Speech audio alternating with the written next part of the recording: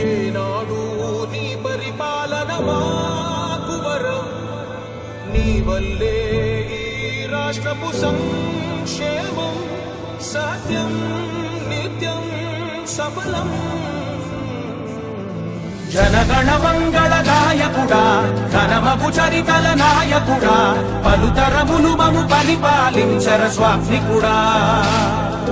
నవయుగ మేధో సైనికుడా, సమయము తెలియని సేవకుడా, యువ నవ్యాంధ్రకు ప్రగతిని చూపర సాధకుడా, వైతాళికుడా.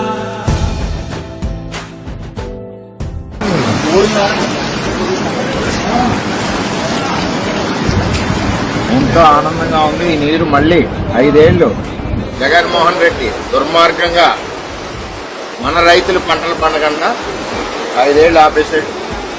ఈవేళ చంద్రబాబు నాయుడు గారు మాట ఇచ్చారు. మాట ప్రకారం పురుషోత్తపట్నాన్ని ప్రారంభించినందుకు చంద్రబాబు నాయుడు గారికి, అదేవిధంగా పవన్ కళ్యాణ్ గారికి ధన్యవాదాలు తెలియజేస్తున్నాం.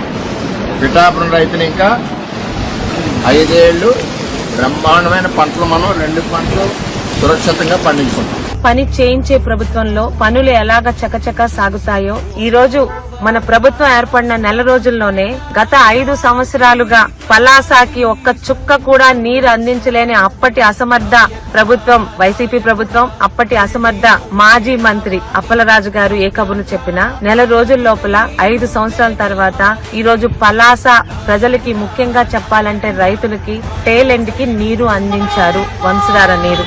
దీనికి ప్రధాన కారకులైన తెలుగుదేశం పార్టీకి, ముఖ్యంగా చంద్రబాబు నాయుడు గారికి, ఇక మా జిల్లా మంత్రిగా మరియు ఇరిగేషన్ మీద ఒక శ్రద్ధ ఉండి వ్యవసాయ శాఖ మంత్రిగా ఉన్న అచ్చెన్నాయుడు గారికి, రామ్మోహన్ నాయుడు గారికి, అలాగే వారి తాలూకా ఆదేశాలతో చకచకా పనులను పూర్తి చేసి 5 సంవత్సరాలుగా నిర్లక్ష్యానికి గురైన కాలువల్ని జంగిల్ క్లియరెన్స్ చేసి మొత్తం చెత్త చెదారాలు తొలగించి వారం రోజుల క్రితం కొట్టా బ్యారేజ్ దగ్గర వదిలిన నీరుని ఈ రోజు ఉదయం పలాసాకి తీసుకొచ్చిన ఇరిగేషన్ శాఖ అధికారులందరికీ కూడా పలాస శాసనసభ్యురాలిగా మా రైతులందరి తరఫున మీ అందరికీ పేరు పేరున మనస్ఫూర్తి ధన్యవాదములు తెలుపుకుంటున్నాను. తోటపల్లి బ్యారేజీ కుడి కాలువ నుంచి మంత్రి నీటిని విడుదల చేశారు. ఈ కార్యక్రమంలో పాలకొండ, పార్వతీపురం ఎమ్మెల్యేలు జయకృష్ణ, విజయచంద్ర పాల్గొన్నారు.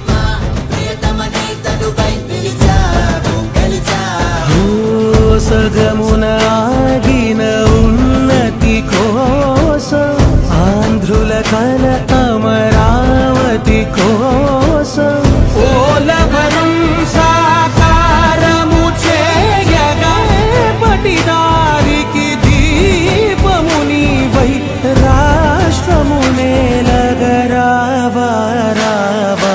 నాయకుడా నాయకుడా మళ్ళీ నువ్వే రావాలి, నవ్యాంధ్ర పాలకుడై నువ్వే గెలవాలి. నాయకుడా నాయకుడా మా తోడై నువ్వుండాలి, మేమంతా నీ వెంటే ముందడుగెయ్యాలి.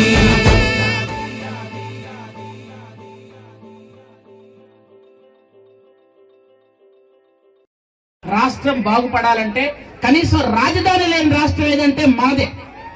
అలాంటి రాజధాని లేని రాష్ట్రానికి ఈ రోజు అమరావతి రాజధానిగా చేసుకొని కేంద్రం నుండి నిధులు తెప్పించుకొని ఈ రోజు కేంద్రం కూడా నిధులు మేమిస్తాం, మీరు కట్టండి, మేమిస్తాం, పోలవరం నిర్మించండి, మేమిస్తాం, అమరావతిని పూర్తి చేయండి అనే పరిస్థితికి వచ్చారు అనంటే చంద్రబాబు నాయుడు గారి చాకచక్యమే వాళ్ళందరికీ కూడా అర్థమైంది.